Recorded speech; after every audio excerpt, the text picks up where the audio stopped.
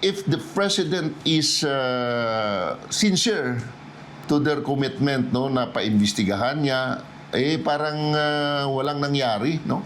Although may nakukulong naman, pero parang is not enough. Kasi ang nakukulong, iilan lang naman Hindi lang naman sila At isa pa, yung mga ginagawa nilang state witness, it's involved also in operation of bibigayan ng pera dyan, no? So, hindi nakakadismaya. In my part, and my opinion, nakadismaya itong mga ginagawa ng ating Panamang. Ang tangin pa naman natin sa kanila ay mga honorable. May panawagan ngayon ang isang anti-corruption group sa Senado matapos ihayag ng bagong liderato na kailangan munang magkaroon ng bago at matibay na ebidensya bago muling buksan ang Blue Ribbon Inquiry hinggil sa flood control scandal. Alamin ang detalye sa balita ni Paul Montibon. Dismayado ang task force kasanag sa naging pahayag ng kampo ni Senate President Sherwin Gatchalian na hindi mo nabubuksan ang Senate inquiry hanggat wala umanong sapat na bagong ebidensya. Ayon sa grupo, marami ng impormasyon at testimonya ang nailantad sa publiko, kabilang ang mga isiniwalat ng mga dating sundalo o Brave 18, kaugnay ng umano'y mali-maletang salapi na konektado sa flood control scandal. Sinasabi nilang kulang ang ebidensya, wala pang concrete evidence. Ano pa bang nakikita natin yung hindi pa ba ebidensya, yung lubog na tayo sa baha na dahil sa trillions na project, na mga ghost project at mga involved mismo ay kasama nila. At ang involved mismo is some of them are member of the executive branch, the legislator. Ano bang gusto nilang sabihin? Ayon kay Chong, kung tunay na hangad ng Senado na malaman ang katotohanan, dapat nitong dinggin at busisiin ang lahat ng impormasyon at testimonya sa halip na baliwalain ang mga ito.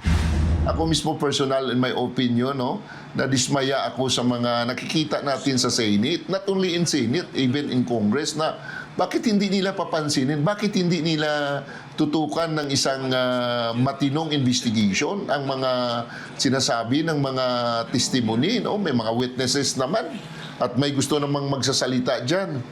So, I hope and pray na darating ang araw maliwanagan sana ang mga nasa Senate, no? Even in Blue Ribbon Committee na talagang tatayo sila sa totoong investigation. Kwenesyon din ng grupo ang umano'y kawalan ng agarang pananagutan ng mga opisyal na sinasabing sangkot sa anomalya. Ayon kay Chong, kung seryoso ang pamahalaan sa paglaban sa korupsyon, dapat umanong may malinaw na resulta ang mga naunang pahayag kaugnay sa flood control controversy.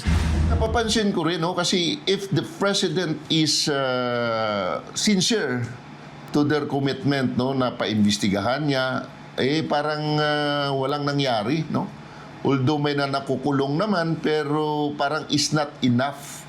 Kasi ang nakukulong, iilan lang naman Hindi lang naman sila At isa pa, yung mga ginagawa nilang state witness, it's involved also in operation of bibigayan ng pera dyan, no? So, hindi nakakadismaya. In my part, and my opinion, nakadismaya itong mga ginagawa ng ating Panamang. Ang tangin pa naman natin sa kanila ay mga honorable. Matatandaan mismong si Pangulong Ferdinand Marcos Jr. ang nag-utos ng masusing pagrepaso sa mga flood control projects matapos lumutang ang mga aligasyon ng irregularidad. Ngunit hanggang ngayon, giit ng task force kasanag, wala pa ring mataas na opisyal ang napapanagot sa kontrobersiya. Dahil dito, iginit ng grupo na dapat nang umusad ang investigasyon sa Senado. Sa ngayon ay abala ang mga senador sa paghahanda sa nalalapit na impeachment trial ni VP Sara Duterte sa July 6 at ang Senado ang tatayong impeachment court para dito.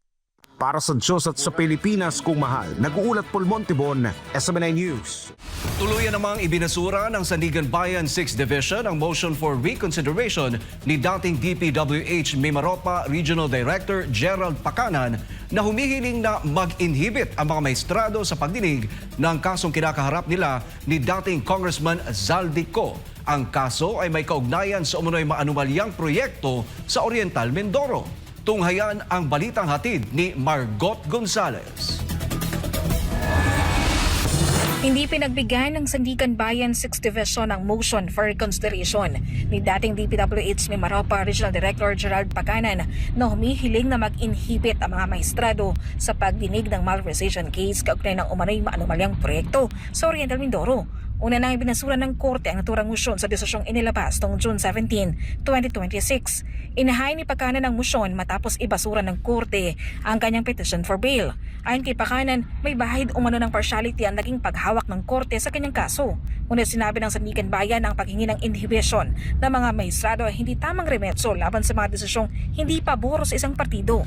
Ayon pa sa hukuman, ang mga argumento ni Pakanan ay nagpapakita lamang ng kanyang paniniwalang nagkamali ang korte sa mga naunang desisyon.